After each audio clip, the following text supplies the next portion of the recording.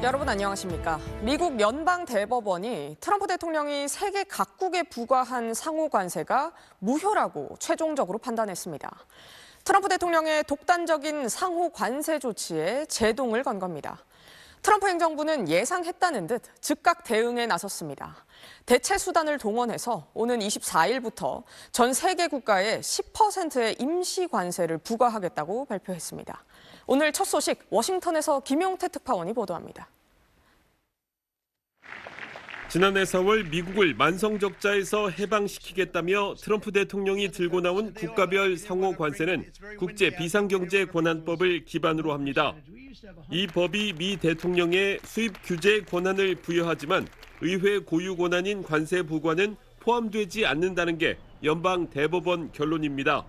9명 대법관 중 보수 성향 3명을 포함해 모두 6명이 위법 판단을 내리면서 한국 15% 등 세계 각국에 매겨진 상호 관세와 중국, 멕시코 등에 부과됐던 펜타닐 관세는 모두 무효가 됐습니다.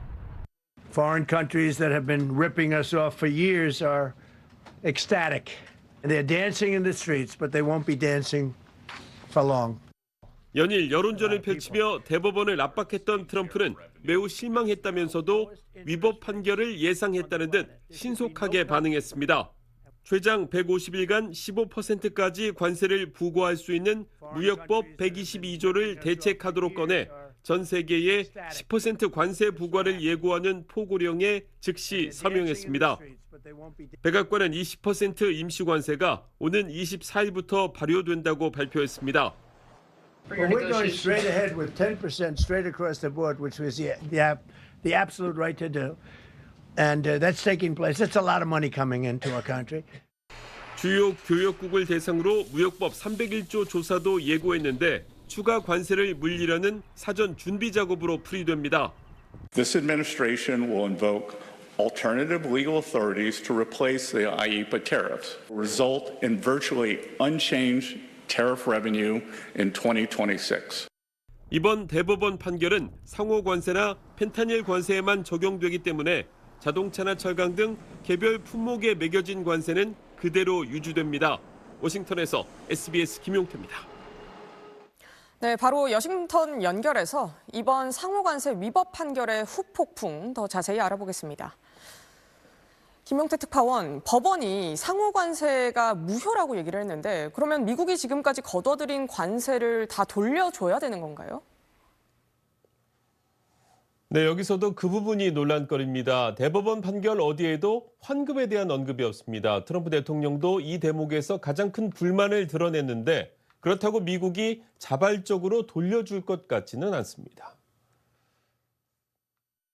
Wouldn't you think they would have put one sentence in there saying that keep the money or don't keep the money, right? I guess it has to get litigated for the next 2 years. 결국 트럼프가 말한 대로 기업들의 반환 소송이 이어질 전망입니다. 한국 기업으로는 한국타이어, 대한전선 등이 소송을 제기한 상태입니다. 로이터 통신은 경제학자들을 인용해 관세 환급 요구액이 250조 원에 이를 것으로 예측했습니다. 소수 의견으로 관세 합법 판단을 내렸던 보수 성향 캐버노 대법관은 환급을 둘러싼 과정이 엉망진창이 될 것이라고 예상했습니다. 네, 임시관세 10%를 바로 부과를 하겠다는 건데 그러면 이게 과연 10%로 끝날지도 또 걱정이거든요.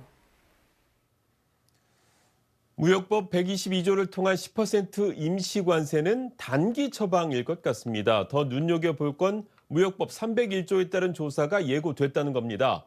301조는 외국 정부의 부당하거나 차별적인 행동에 대응해 관세를 부과할 수 있는데 미국 무역대표부가 주요 교역국을 대상으로 조사하겠다고 나선 만큼 임시관세 10% 이상의 관세를 추가할 것으로 예상됩니다. 한국도 조사 대상이 될 가능성이 크죠. 앞서 쿠팡 지분을 보유한 미국 회사들이 한국 정부가 쿠팡을 차별했다며 301조 차원의 조사를 요청했던 게 신경 쓰이는 대목입니다. 네, 그러면 우리나라가 힘들게 성사시켰던 이 한미 관세 합의는 어떻게 되는 겁니까? 네, 미국이 상호 관세를 25%에서 15%로 낮추는 조건 등으로 한국은 3,500억 달러, 우리 돈 500조 원 대미 투자를 약속했습니다.